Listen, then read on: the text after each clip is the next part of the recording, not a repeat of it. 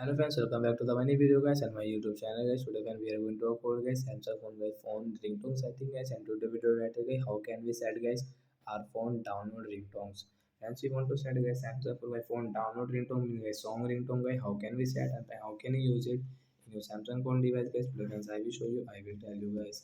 So before starting video friends, first of all go and subscribe the channel. So friends, now let's see how can we set guys Samsung phone by phone song ringtone. So guys, after on phone setting, guys, scroll it. Fans click on phone sound and vibration, and guys click on phone ringtone setting. So once you can see this type of setting in your Samsung phone device. So now how can we set guys phone song ringtone guys? So you can see guys right side get this plus option guys, tap here, and friends you can see get album, artist, and folder. So friends you can see get download guys song ringtone guys, you can set from here. First of all guys, wait guys, I will okay this volume, and once you can see a phone download ringtone we will select from here, and guys you can see download ringtone, and we will select and get done option, tap here. Once you can see guys this download ringtone will set in our Samsung phone device guys, and guys you can guys increase guys your volume from here.